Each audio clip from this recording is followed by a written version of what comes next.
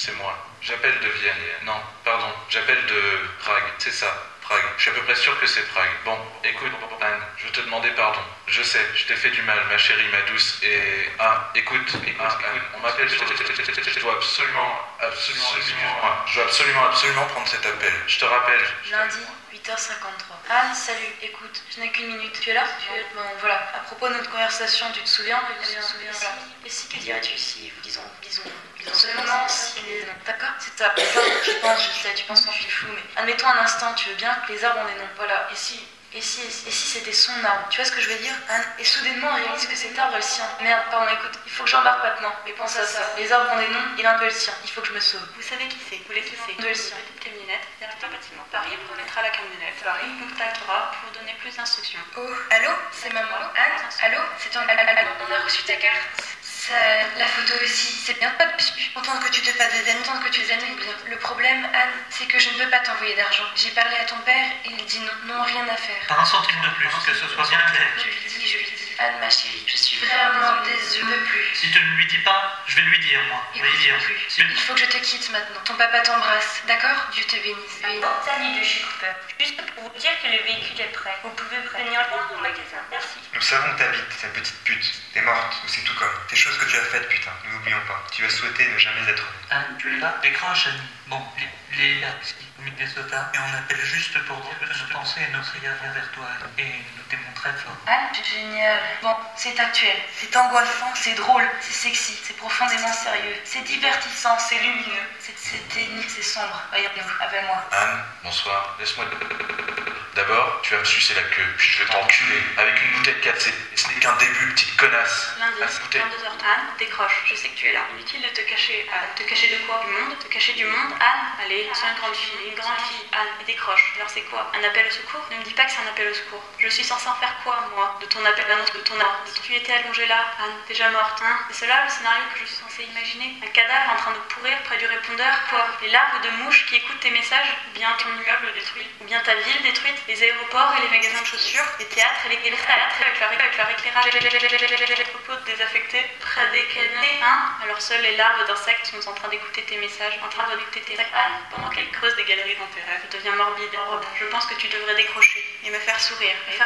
Comme autrefois, Anne. Je sais que tu es là, Anne. Et je sais que si je suis patient, tu me répondras. Tu me répondras, n'est-ce pas, Anne? Mardi, 12h19. C'était votre dernier message.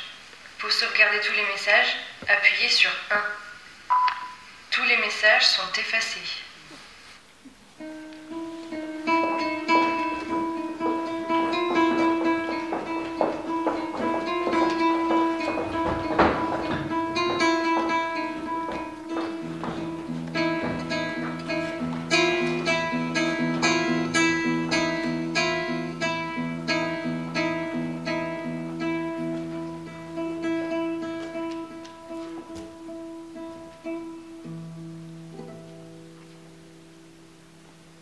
Elle a l'air indifférente.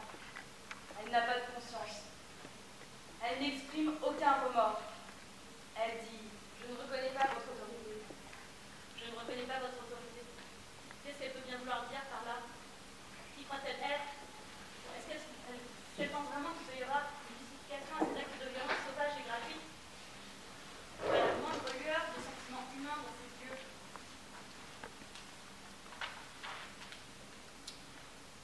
Pas la moindre lueur, c'est vrai, de sentiments humains ou de honte.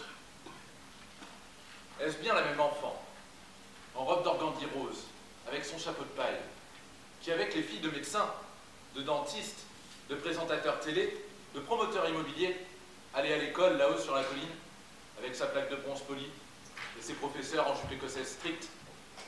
Est-ce bien la même petite fille qui avait une poupée Barbie, avec son Ken, le tout petit trousseau, les toutes petites culottes, la maison, le cheval et même la voiture personnelle de Barbie? Est-ce bien la même petite Anne qui disposait des rangées de tout petits colliers, et des rangées de toutes petites poupées, et des rangées de tout petits souliers, et qui chaque soir priait Dieu, sans ironie aucune? Qui priait Dieu. Fred Mars. Mon Dieu, bénis maman, mon Dieu. Bénis papa, mon Dieu. Bénis Wiggy le chat, mon Dieu. Bénis tout le monde, sans ironie aucune, et croyant sincèrement qu'à genoux, là, dans ses pyjamas mini-mousse, elle pouvait pouvez invoquer la bénédiction du Père, du Fils et du Saint-Esprit.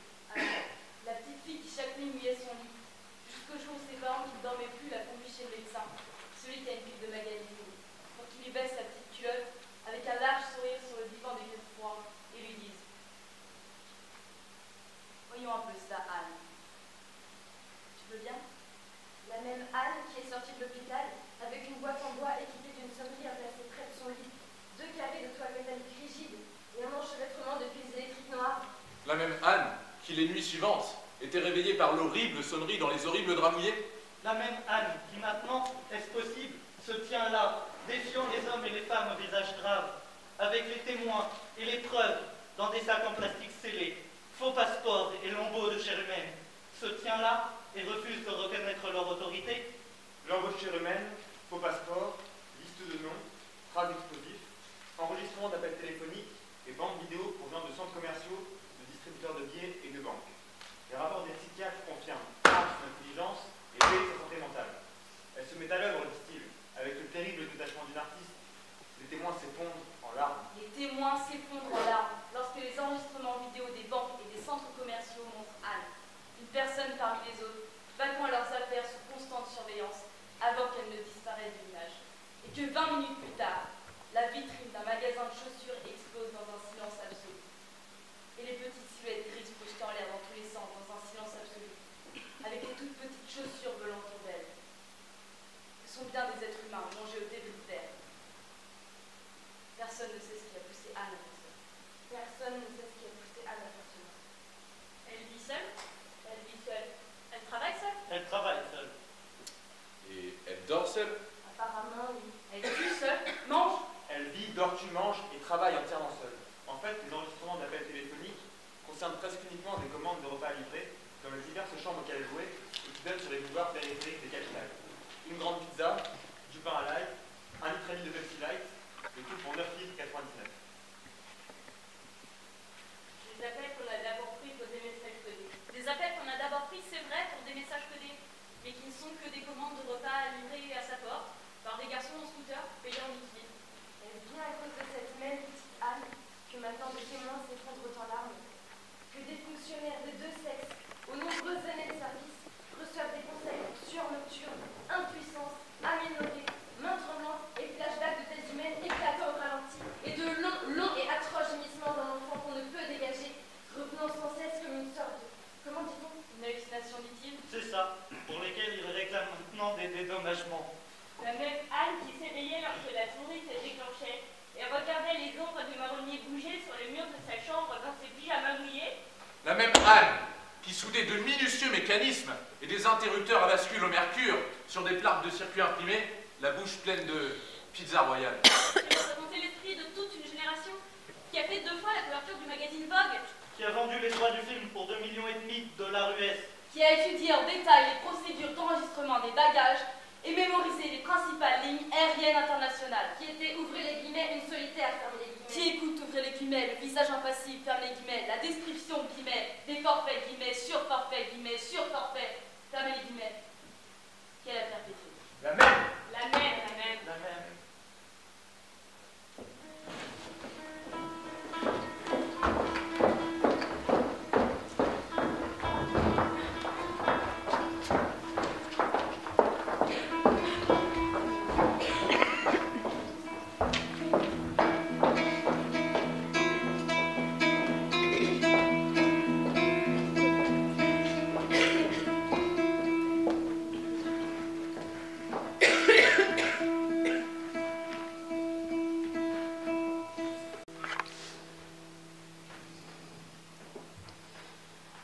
C'est plutôt drôle et plutôt triste aussi. Plutôt quelque chose de doux amer. Cela pourrait être l'une de ces choses plutôt douces amères, l'une de ces choses qui font rire à travers les larmes. Après tant de temps, après de si longues années, il revient enfin chez sa maman. D'abord, tu vois, elle dit quelque chose comme « Mais qui est là ?» Puis au bout d'un moment, elle réalise « Mon Dieu, mais c'est mon fils !» Et ils se jettent dans les bras l'un de l'autre, là, dans la cuisine. Et tu vois, c'est vraiment très émouvant. C'est vraiment très émouvant de voir qu'il a pu le faire, qu'il a trouvé cette force de pardonner à sa maman, qu'il lui a pardonné son alcoolisme, qui lui a pardonné d'aller avec d'autres hommes, qui lui a pardonné d'avoir détruit la confiance en soi de son père et de l'avoir conduit au suicide. Et voilà qu'ils se mettent tous deux à pleurer et à rire tout à la fois. Et rire et pleurer encore dans cette même cuisine où, lorsqu'il était petit garçon, il assistait aux terribles querelles de ses parents. Son papa, en larmes, jetant l'alcool de sa mère dans l'évier à 10h du matin, tandis qu'elle hurlait que s'il était un homme, un vrai, avec la moindre parcelle de dignité, elle n'aurait pas besoin de se saouler à mort. Et sur la table, il y a ces petites éraflures qui se rappellent avoir fait secrètement avec une fourchette. Alors, vous prenez conscience de la continuité des choses, du côté doux amer des choses. Puis il dit « Non, j'ai une surprise pour toi. » Et maman s'écarte plutôt de lui, essuie ses yeux et dit « Quelle surprise ?» Et lui « Regarde par la fenêtre, non ?» Alors, par la fenêtre, elle voit cette camionnette poussiéreuse, et à l'arrière, de tout petits enfants, les yeux écarquillés, regardant plutôt droit dans la caméra. Elle n'arrive pas à croire que ce sont ses propres petits-enfants. Puis il dit « Non, je vais te présenter Annie. » Et alors cette femme, Annie, sort de la camionnette, et elle est grande et belle et solide, avec ce regard bleu clair qui vous va droit dans le cœur. Elle est, oui, je pense qu'elle est réellement la femme dont tout homme rêve, et l'épouse que toute mère aurait rêvé de choisir pour son fils. On apprend que lui, Annie et les enfants mènent, comment dire, ce nouveau mode de vie. Oui, c'est cela, ce nouveau mode de vie loin de la ville. Ils vivent de la terre, se nourrissent de ce qu'ils plantent ou chassent, creusent le sol pour trouver de l'eau claire et pure, éduquent eux-mêmes leurs enfants dans la conviction que l'homme est libre devant Dieu de forger sa propre destinée et d'employer tous les moyens nécessaires pour protéger sa famille. Et pendant le déjeuner, genre salade et poulet mayonnaise, nous apprenons qu'il est en fait le commandant en chef d'un groupe d'individus ayant les mêmes idées et qui ont pris les armes, non pas parce qu'ils ont soif de sang, mais par nécessité, parce que c'est la guerre. La guerre, interroge maman. Comment ça, la guerre? Alors Annie doit expliquer à maman qu'ils ne croient pas aux taxes, ni au bien-être social et toute cette merde. Que leur guerre est une guerre contre un gouvernement qui retire le pain de la bouche du travailleur pour le donner aux pornographes et aux avorteurs de ce monde. C'est une guerre contre les pédés abandonnés de Dieu, une guerre contre les trafiquants de crack et les noirs, une guerre contre les juifs conspirateurs qui veulent réécrire l'histoire, une croisade contre les images dégénérées qui se font passer pour de l'art, une guerre contre tous ceux qui ne veulent pas reconnaître notre droit à porter les armes. Et il y a comme une lumière intérieure dans Annie. C'est comme si, ouf, elle avait enfin pu fuir les désordres et le tohu-bohu de notre vie et de notre époque, et trouver une sorte de... Quoi, au fait? Cette chose, je suppose. Cette chose absolue. C'est comme si elle avait trouvé cette chose. C'est comme si, tu vois, Annie avait trouvé cette chose, cette clé, oui, cette chose clé, ce secret, cette certitude et cette simplicité, cette chose secrète et simple que nous cherchons tous durant notre vie et qui est, je crois, la vérité. Oui. Et c'est plutôt touchant de voir combien lui se montre plein d'attention pour les enfants. Que c'est lui qui coupe le poulet dans leur assiette et leur essuie la bouche avec une serviette de papier. L'image, tu vois, de ce grand gars assurant tous ses petits soins domestiques. Parce que la famille est au cœur des choses, j'imagine.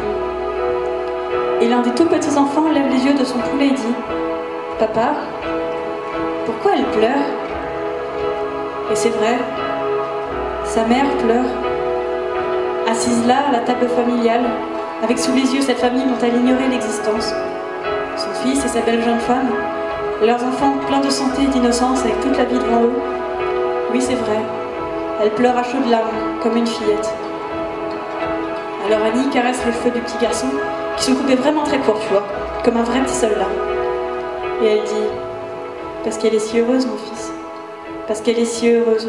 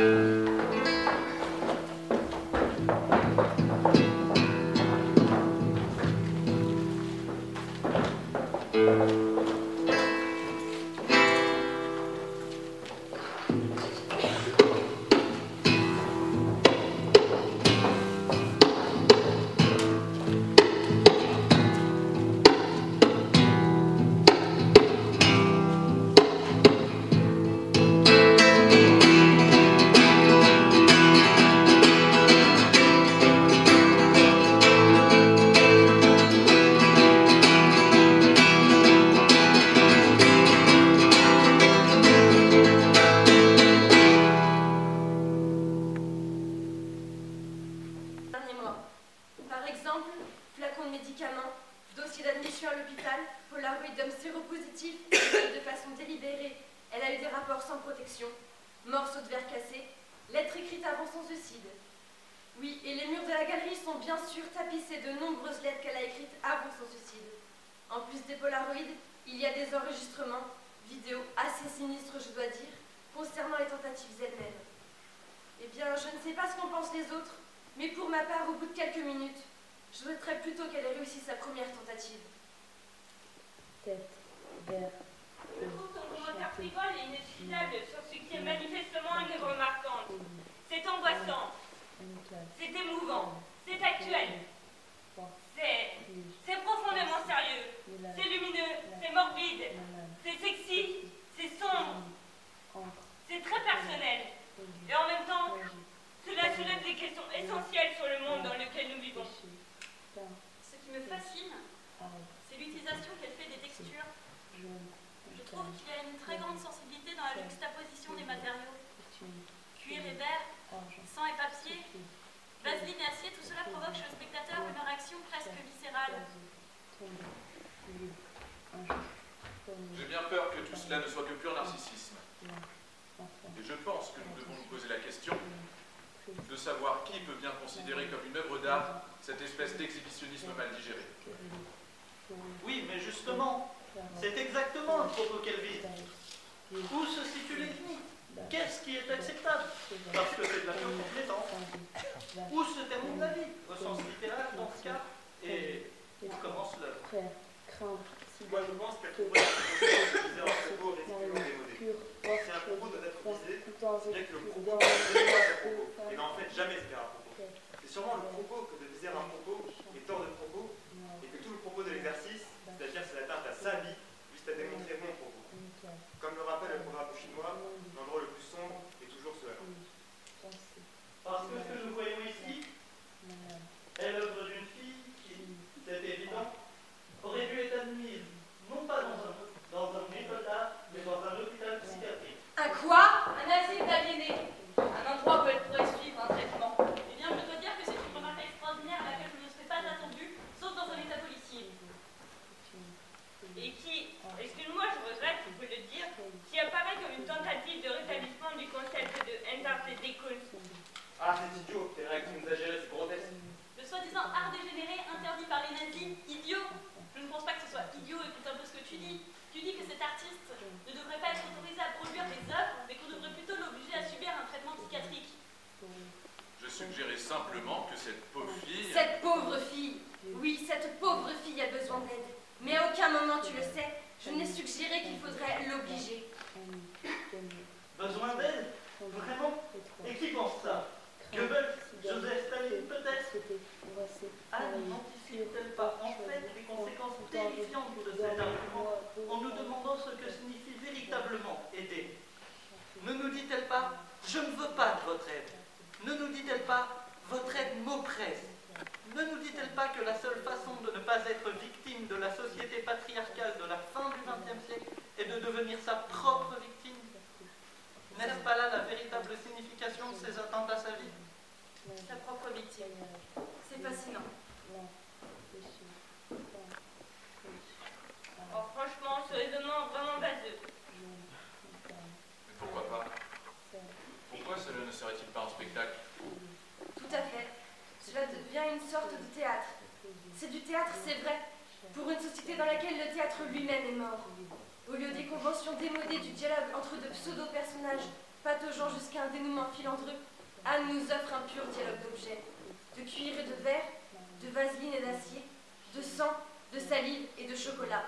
Elle nous offre rien de moins que la représentation de sa propre existence, la pornographie radicale, si je peux user de ce terme trop usé, de son propre corps brisé et abusé, presque comme celui du Christ. En somme, un objet religieux. Un objet, oui, mais pas l'objet des autres. L'objet d'elle-même. C'est cela, le scénario que je propose. Déjà vu peut-être, mais pas revu depuis. En tout cas, pas vu actuellement. Pas vu dans un monde post-radical, post-humain. Le mouvement radicaliste prend notre sens dans une société où le mouvement radical est simplement une forme de divertissement. C'est-à-dire un produit de plus. dans le cas présent, une œuvre d'art à consommer. Le théâtre n'a rien à voir avec ça, et je n'aime pas que tu m'accuses d'être une sorte de nazi.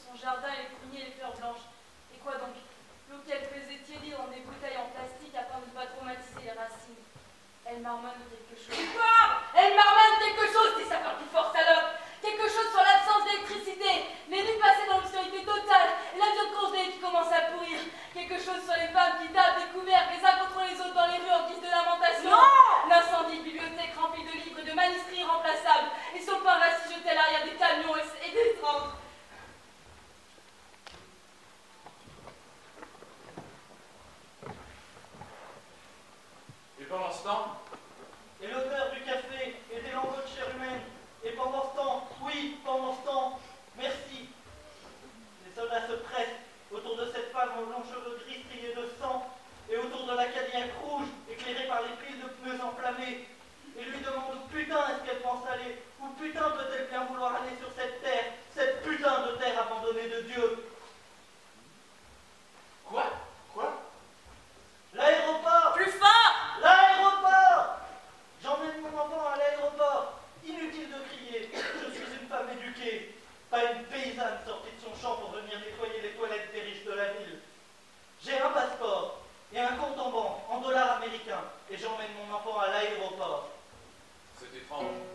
Maintenant, s'il vous plaît, laissez-moi passer. Mais oui, c'est vrai, c'est étrange. On ne voit pas d'enfant. Un enfant? Quel enfant? Et les femmes qui ont des passeports n'ont pas cette allure-là. Les femmes qui ont des dollars américains n'ont pas cette allure-là. Les mèches de leurs cheveux sont faites professionnellement dans des salons avec des teintures artificielles, pas avec du sang humain. Elles ne conduisent pas des Cadillacs cabossés. Elles possèdent des jeeps japonaises à 4 roues motrices avec un pneu de rechange qu'elles n'utiliseront jamais, attaché à la portière arrière. Bon, nous allons éclairer le siège arrière avec une torche et voir de quoi elle parle. Un enfant? Quel enfant? Allons chercher la torche.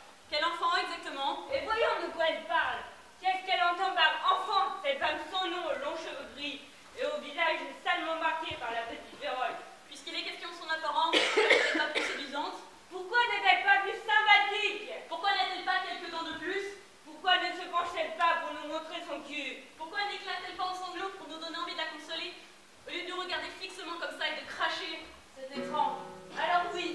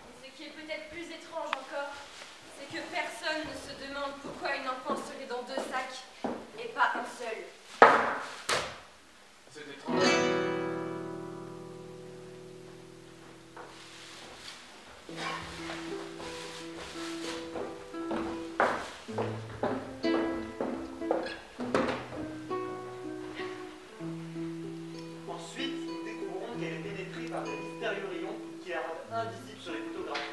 Quoi, des rayons X? Mais non, pas des rayons X. C'est un nouveau type de rayon. Un nouveau type de rayon produit par une catastrophe dans l'immensité de l'espace. Tu veux dire, c'est bien ça? Qu'elle est en communication avec des extraterrestres? Mais non, il ne s'agit pas de communication, non. Les extraterrestres se servent d'elle. Ils se servent d'elle Sans qu'elle le sache! Les extraterrestres, c'est bien ça, se servent de son esprit comme une sorte de cheval de Troie grâce auquel il pourra envahir progressivement la totalité de la conscience humaine. Et le plus effrayant, c'est qu'elle pourrait être n'importe quelle d'entre eux.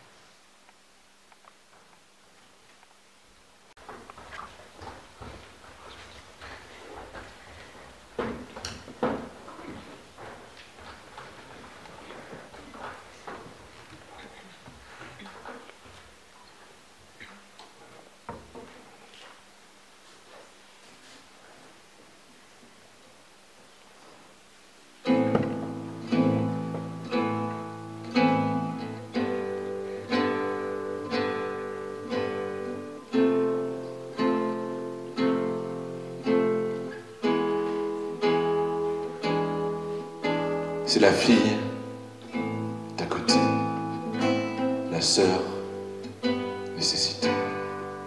C'est une machine de guerre, une femme dans les sphères. C'est l'élégante du quartier, la comtesse de la lesbienne.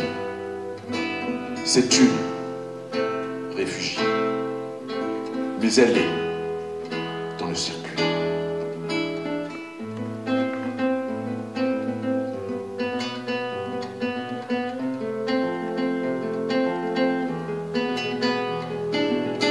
C'est une star de cinéma porno, une tueuse et une marque d'auto, une tueuse et une marque d'auto.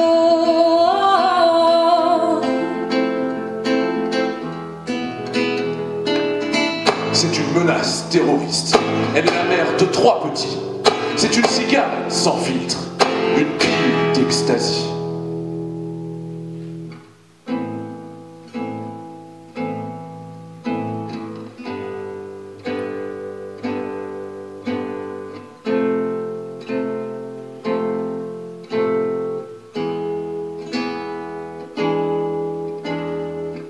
C'est une femme fatale.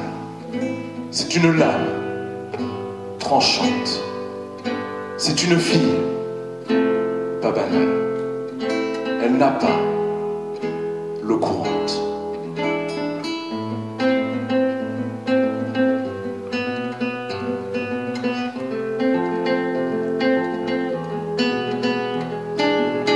Elle est candidate à la présidence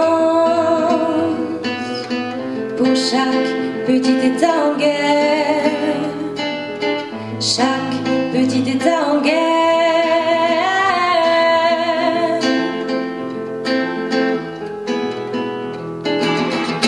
Elle hiverne dans les îles, collectionne les antiquités, elle maquille ses longs cils et soutient les déshérités.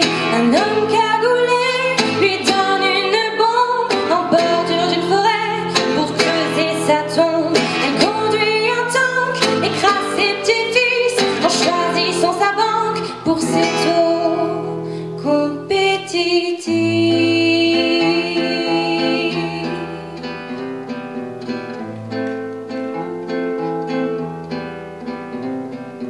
Elle jette des bombes À la dérobée, elle a une richesse, illimitée, des genoux, bosselée.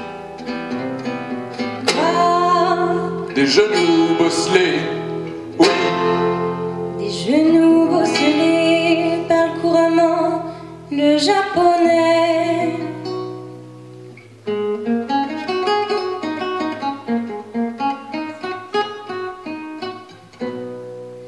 Oshigoto wa nan desu ka?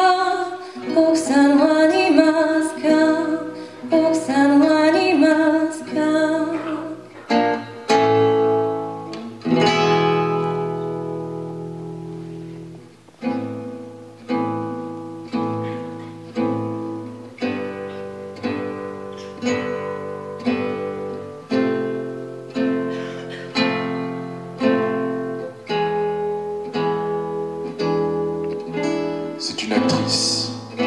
américaine. Un poulet à l'américaine. C'est le film Arrêt Essai. La matière conceptualisée. C'est elle qui s'élance quand les tirs commencent. C'est une femme avec une pomme. C'est un garçon avec un homme. C'est une gouine avec une femme. C'est un homme avec une âme.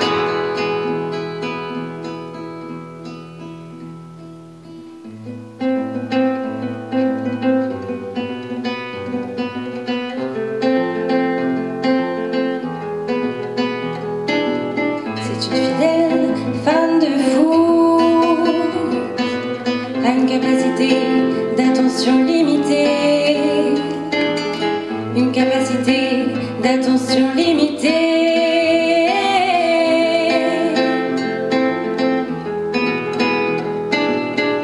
Elle est le prédateur. Elle est le dieu de la guerre. La seule nécessité.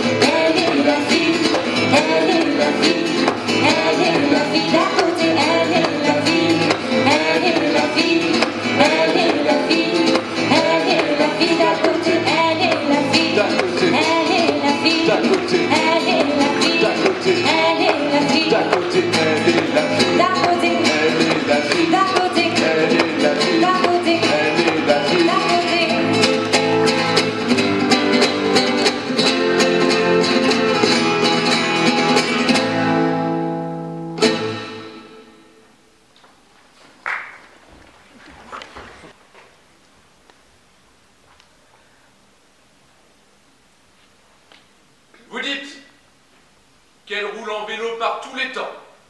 Tous les temps, c'est ça. Elle porte un chapeau. Oui, elle porte un chapeau. Un chapeau, que déclarez-vous? Elle a tricoté elle-même. Je crois bien. Fait pousser des plantes de tomates dans... Des boîtes de margarine. Des boîtes de margarine, c'est ça. Ou de yaourt. Des pots de yaourt. Oui, je vois. Pourquoi pensez-vous qu'elle fasse ça? Quoi? Faire pousser des plantes de tomates? Oui, les kermesses. Pourquoi? Les kermesses, elle les vend aux kermesses. Bien sûr, et je suppose qu'elle les importe aux kermesses en vélo. Oui, elle le fait. Par tous les temps. Oui, en effet. Dans une caisse en carton. Oui, en effet. Mais pourquoi pensez-vous qu'elle fait ça? Pourquoi pensez-vous qu'elle les emporte aux kermesses en vélo? Pourquoi pensez-vous qu'elle les emporte dans une caisse en carton par tous les temps? Vous dites, ouvrez les guillemets, enfant, elle partageait souvent son lit avec un ou plusieurs de ses frères et sœurs. Fermez les guillemets. Maintenez-vous cette déclaration? Oui. Pourquoi? Parce que c'était comme ça. Parce que c'était comme ça. Parce que c'était comme ça, oui. Parce qu'il était pauvre. Parce qu'il n'avait rien. Un autre monde. Je vous demanderai simplement de signer ici. Quoi?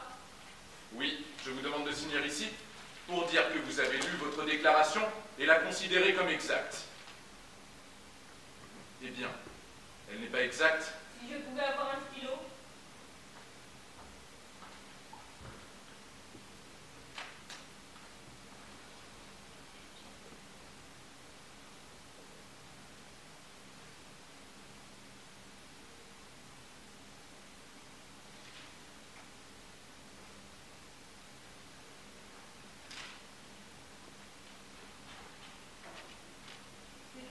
Pour le moment, merci.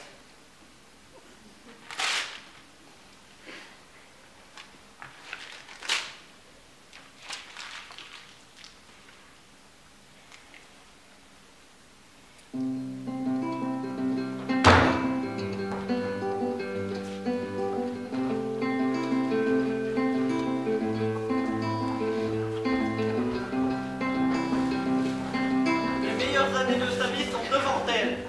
Elle peut avoir 17 ou 18 ans. Mais idéalement, elle est plus jeune. 14 ans peut-être, ou plus jeune encore. C'est vraiment important de comprendre qu'elle maîtrise elle-même. Elle maîtrise toujours tout ce qui arrive.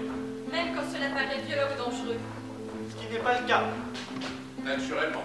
Bien sûr, il n'y a pas d'histoire à proprement parler. Ni de personnage. Certainement pas au sens conventionnel. Mais cela ne veut pas dire qu'une compétence ne soit pas requise, puisqu'il faut que nous sentions que ce que nous voyons est vrai. Ce n'est pas seulement un jeu. Plutôt un enjeu qu'un jeu, pour la simple raison que cela se passe réellement. Oui. Quoi? Elle aime son travail. Elle aime son travail. Elle est jeune et en forme et bien dans son corps. Du tâche qu'elle fait de son corps ne regarde qu'elle, naturellement. Le porno ne l'empêche pas de mener une vie normale. Elle a un petit ami régulier. Et tous les centres d'intérêt d'une fille de son âge. Les vêtements, Les garçons, le maquillage, les animaux familiers. La musique. la différence, c'est... C'est que le porno constitue pour elle le genre de sécurité et d'indépendance que beaucoup de femmes envisagent. Le porno est en fait une manière d'être maître d'elle-même. Le porno, est en fait le contraire de ce que cela semble. Parce que plutôt que de consommer les images, elle les produit. Cela pour elle est l'une des beautés du porno. elle n'est pas insensible à la lumière du soir. Quoi? Elle n'est pas insensible à la lumière du soir.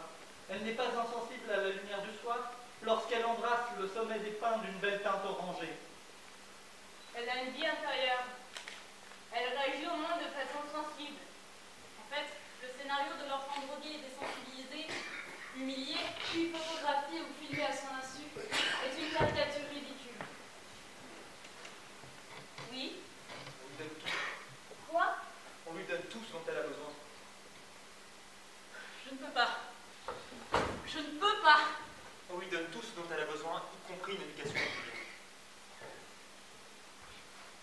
Lorsqu'elle aura 21 ans, les meilleures années de sa vie seront encore devant elle. Et en plus, elle aura l'argent du porno en banque. Cela n'est pas donné à tout le monde de débuter ainsi dans la vie. Ou d'avoir de telles opportunités. Naturellement. Elle pourrait par exemple devenir un top modèle. Ou une personnalité télé. Diriger son propre bistrot. Ou courir le monde. Elle pourrait peindre. Devenir nageuse professionnelle. Ou faire des études pour obtenir un diplôme en génie chimique. Anne pourrait changer le monde. Mettre fin à la souffrance animale. Mettre fin à la souffrance humaine. Et apprendre à piloter des hélicoptères. Anne distribuera les ressources de la Terre équitablement à travers le monde. Elle relèvera de la poussière les déshérités de la Terre, tout en promettant de ne pas éroder les privilèges de la classe moyenne. Elle rendra populaire la théorie psychanalytique en explorant les racines du comportement humain dans une série d'articles publiés dans le journal. Anne a vu le monde depuis l'espace, les glissements des montagnes et les fleuves comme des filaments de cobalt. Elle a fouillé les tombes peu profondes et trié les crânes fracassés des morts. Elle a diffusé de l'information par fibre optique et dansé avec les particules de lumière. Anne a lavé les rues de Bucarest et écouté le cœur du fœtus. Elle a fondu avec les calottes glaciaires et coulé dans les deltas fertiles. Elle a personnellement recommandé une marque de bière blonde importée. Elle a acheté une page entière du journal pour imprimer une apologie complète et sans réserve. Elle a exterminé des gitans et acheté un brin de brouillard porte-bonheur. Elle s'est pendue à une croix pour mourir et ressuscité d'entre les morts le 3e jour. S'est laissé pousser la barbe et est entrée à la Mecque en triomphe. Anne nous délivrera dans l'angoisse de notre siècle et inaugurera une ère nouvelle dans laquelle le spirituel et le matériel, le commercial et le trivial, l'onde et la particule seront enfin réconciliés.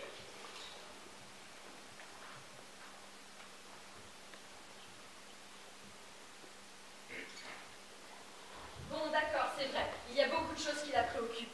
Les choses ont... Oui, c'est exact. Les choses ont quoi? Les choses ont changé pour elle au cours de ces dernières années. C'est tout à fait exact.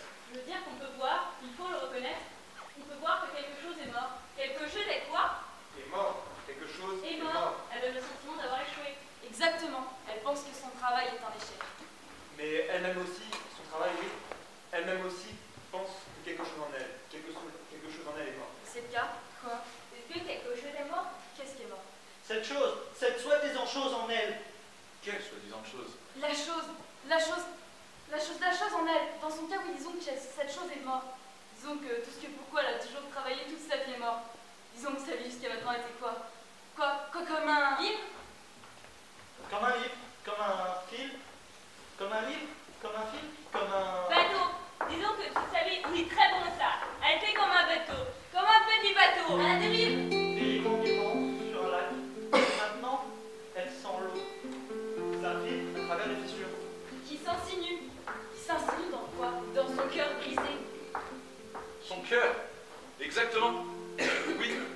Absolument. Elle sent l'eau qui s'insinue dans son cœur brisé. Son travail, abandonné. Son foyer, abandonné par ses enfants. Elle-même, abandonnée par son mari. Où est-il maintenant? Paris? Prague? Vienne? Berlin?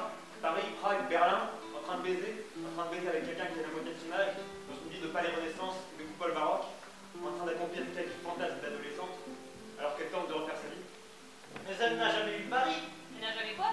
Jamais eu de mari. Elle n'a jamais cru au mariage. D'accord, peut-être qu'elle n'y a jamais cru, mais elle a eu un mari quand même. Paul. Qui? Paul. Paul? Paul n'était pas son mari. Qui était-il alors? Je ne sais pas, il était juste une sorte de personne. Comme de fumée? Quoi? Exact, oui, comme de fumer des cigarettes. À ce propos, sais-tu qu'elle a toujours ce cendrier à l'outil? À propos de quoi? De cela, à propos de cela. Non. Si, elle le transporte avec elle de chambre en chambre. C'est un objet affreux. Ce n'est pas un objet affreux. Comme ça qu'on peut voir dans le salon d'un hôtel du marché.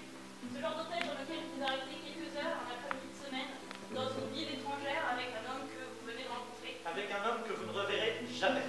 C'est ça, c'est comme un crachoir ou bien cette autre chose.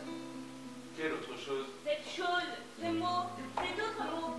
Avec un homme exactement que vous venez de rencontrer et que vous n'avez pas du tout l'intention de revoir. Avec son poil chromé et son pied chromé, et une aura de sexe imprévu et non protégé dans une de ces chambres d'hôtel du marché. Pour crachoir, Midor? Non, pas Midor, mais quelque chose comme ça. Cuspidor? Cuspidor, c'est ça, comme un cuspidor. Un cuspidor, qu'est-ce que c'est que ça? C'est une chose dans laquelle on crache. Elle ne crache pas, qu'est-ce que tu racontes? Elle ne se marie pas, elle n'a pas d'enfant, et elle ne crache certainement pas. Personne ne dit qu'elle crache. Mais alors, pourquoi a-t-elle une chose dans laquelle on crache? Elle n'a pas une chose dans laquelle elle crache, elle a une chose qui ressemble. Mais dans ce quoi, c'est quoi un Midor? Midor, c'est espagnol, comme Matador. Comme conquistador. C'est une boîte dans laquelle on garde des cigares. C'est ça, une boîte dans laquelle on garde des cigares.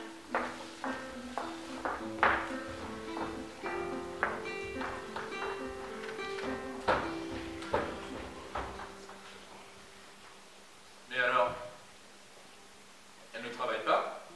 Si, elle travaille. Elle a travaillé. Elle peut travailler. Elle travaillera. Elle ne travaillera pas. Quoi? Elle ne travaillera pas. Mais elle a des aptitudes. On lui a appris. On lui a quoi? Appris, elle n'a pas forcément compris, mais appris. Appris que ça avait du sens.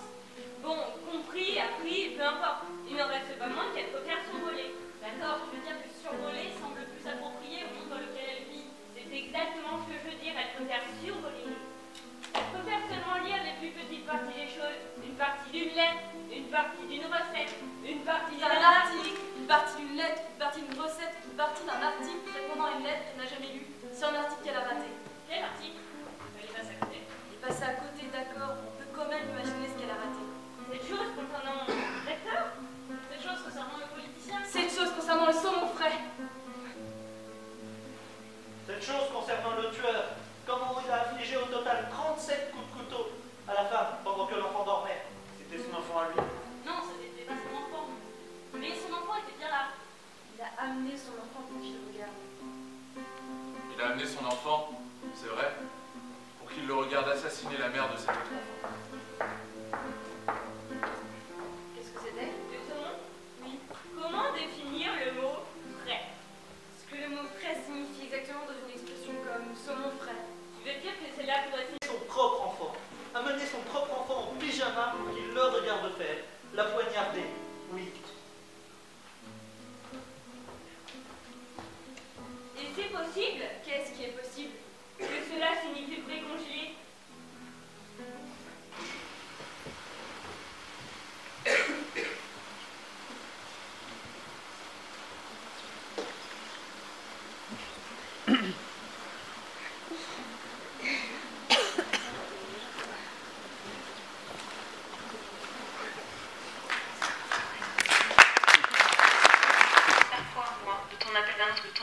Tu étais allongée là, Anne, déjà morte, hein? C'est cela le scénario que je suis censée imaginer? Un cadavre en train de pourrir près du répondeur, quoi? Les larves de mouches qui écoutent tes messages? Ou bien ton immeuble détruit? Ou bien ta ville détruite? Les aéroports et les magasins de chaussures? Les théâtres et les théâtres avec leur éclairage désaffecté? Près desquels, hein? Alors seules les larves d'insectes sont en train d'écouter tes messages, en train d'écouter tes Anne, pendant qu'elles creusent des galeries dans tes rêves. Je deviens morbide.